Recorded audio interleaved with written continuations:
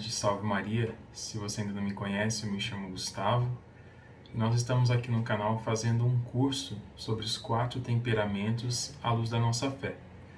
E nessa aula de hoje, a nossa terceira aula, nós vamos entrar bem de fato numa definição do que são os temperamentos.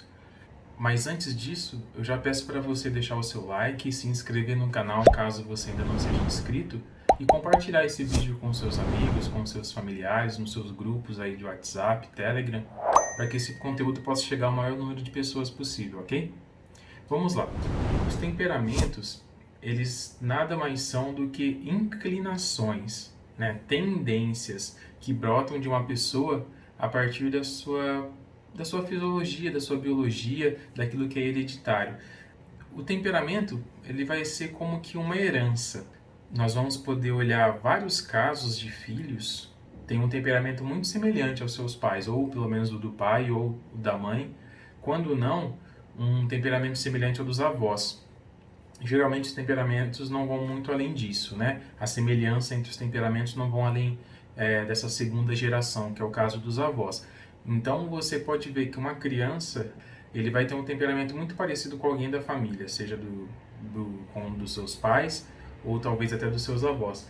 E o temperamento é mais ou menos isso, é uma inclinação. Não determina a pessoa, como nós já falamos nos outros vídeos, nos vídeos anteriores. Mas é uma inclinação, é algo que a pessoa tem uma certa tendência àquilo, a determinado comportamento, a determinada reação. Então, geralmente o temperamento pode ser a matriz, a base, aquilo que é a essência, seja dos nossos vícios ou das nossas virtudes.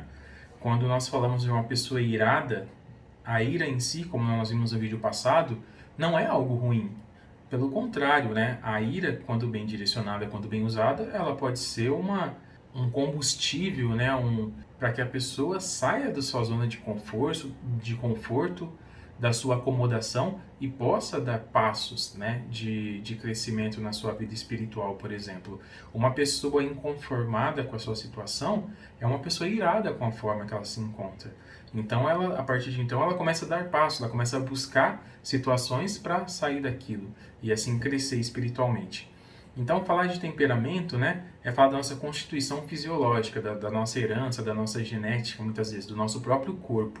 Então, é por isso que ela é exclusiva para cada indivíduo. Você nunca vai encontrar duas pessoas, dois sanguíneos exatamente iguais. Você nunca vai encontrar dois fleumáticos exatamente iguais, reagindo da mesma forma.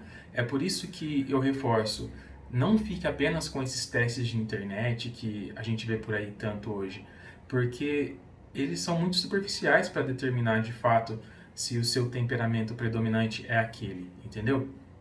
Então, a observação é a melhor forma de entender qual que é o seu temperamento.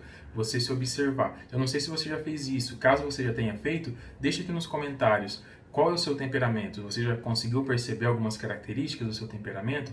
Você é sanguíneo? Você é colérico? Você é fleumático? Você é melancólico? Escreve aí nos comentários para a gente saber, tudo bem?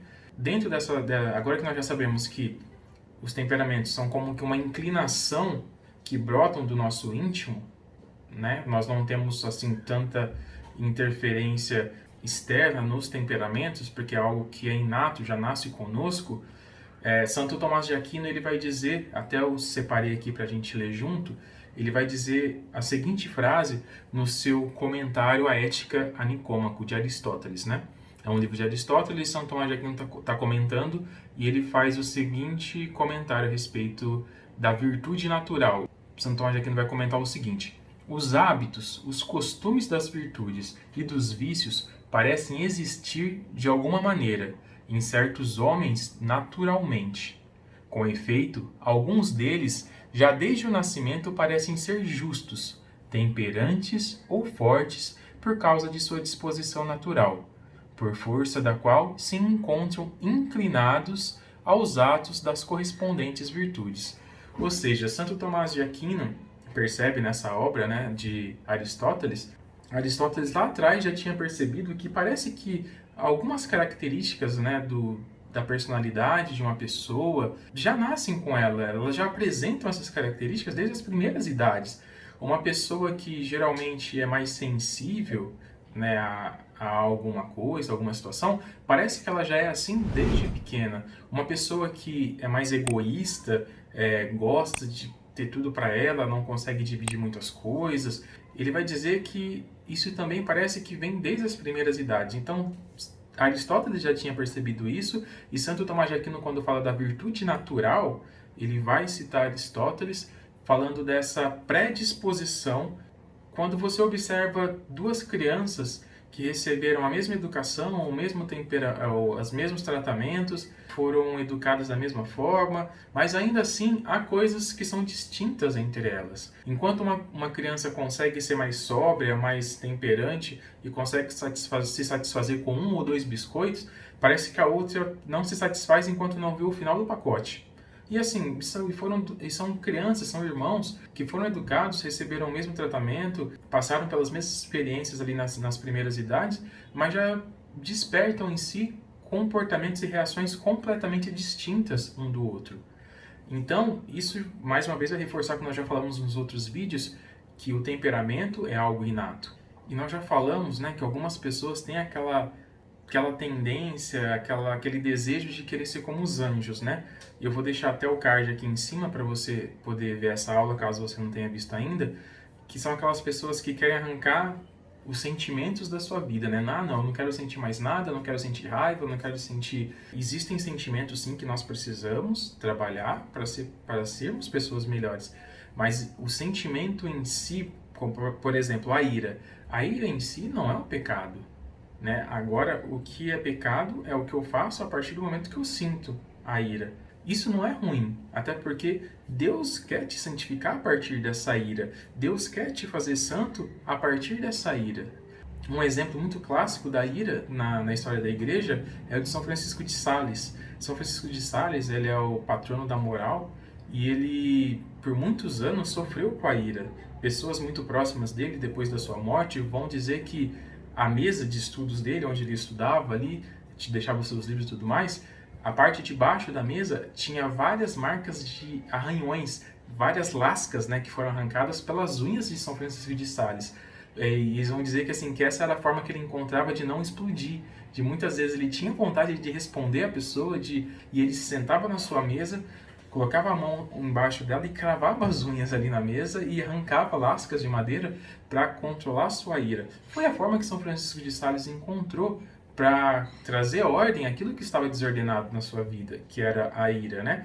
E a partir daquilo ali, ele foi santo com aquela ira. Deus não tirou o sentimento do coração dele, Deus não tirou a emoção do coração dele, pelo contrário, pelo esforço, pela ascese, pela penitência, pela mortificação, São Francisco foi transformando e foi ordenando aquilo que estava desordenado na vida dele. Isso sim é mérito daquele que, se conhecendo as suas inclinações, as suas más inclinações, consegue dali tirar um bem, né? Daquele aparente mal, conseguir tirar um bem. Isso é a vitória, né? Isso é dominar, se autodominar, se controlar a ponto de transformar um aparente mal em um bem muito maior. Então, se agora você já compreendeu que não adianta apenas você lutar para assumir com essa sua inclinação, porque provavelmente, por mais que você consiga amenizar essa sua inclinação, ela jamais vai desaparecer da sua vida, ela sempre vai estar ali de alguma forma. Então agora você entende que você precisa conhecer essa inclinação para melhor trabalhar ela na sua vida. O que é conhecer a inclinação? É conhecer o seu temperamento.